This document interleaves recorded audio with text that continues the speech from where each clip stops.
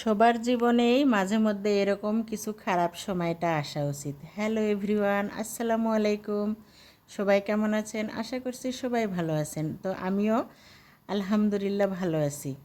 তো চলেন বলি, সবার জীবনেই কিছু কিছু খারাপ সময়টা আসা উচিত, কারণ সেই খারাপ সময়টা আসলেই মানুষকে চেনা যায়, মানুষকে বোঝা যায় আপনাকে কে কতটুকু ভালোবাসে এবং কে কতটুকু আপনাকে চায়।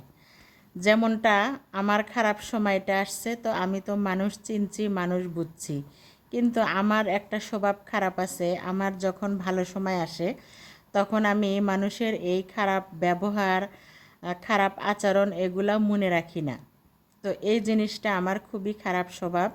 আমি যদি সবসময় এটা মনে রাখতে পারতাম, যেমন আমার কষ্টের ভিতরেই কিন্তু আমি সবসময় হাসি থাকি, সবসময় ভালো থাকার চেষ্টা করি, আর মানুষ আমার খারাপটা কখনোই দেখে না। আমাকে শুধু দেখে আমি ভালো আছি, ভালো খাচ্ছি, ভালো পড়ি, এই জিনিসটা দেখেই মনে করে আমি হচ্ছে রাজরানী হয়ে আছি। আর অনেকে আমাকে বলে আমি কাউকে নাকি রাজরানী বানায় রাখতে পারি না। তারা হয়তো বুঝে না আমি নিজেই তো রাজরানী হতে পারি না, আমি আবার কাকে রাজরানী বানিয়ে রাখবো। এই জন্য বলি, কিছু কিছু সময় এরকম খারাপ আসা দরকার। খারাপ সময় না আসলে নিজের মানুষকে চেনা যায় না, কাছের মানুষকে চেনা যায় না।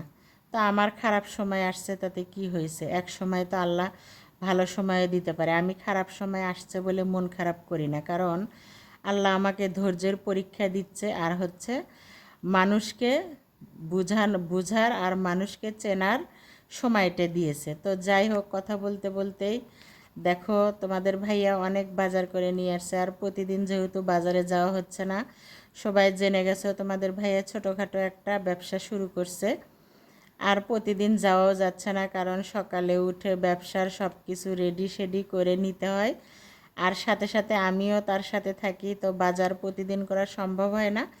আজকে একটু বেশি করে বাজার করে নিয়ে আসছে। এগুলা কাইটে কুইটে রাখলে দেখা যায় যে আমি হচ্ছে প্রতিদিন একটু বের করে রান্না করতে পারি। যেহেতু আমারও সময় থাকে না, আমিও তার সাথে চলে যাই। তো দেখো তোমাদের ভাইয়া কিন্তু আবারও শিং মাছ নিয়ে এসছে, আর এই শিং মাছগুলো কিন্তু ভালোই লাগে। আমি আগে এত বড় বড় শিং মাছ কখনোই কিনি নাই, শিং মাছগুলো অনেক বড় ছিল। তো বলতেছে শিং মাছগুলো আবারও জিয়ে রাখো, একবারে এত কাটার দরকার নেই, কারণ সময়ও কম, যতটুকু পারো ততটুকুই কাটো।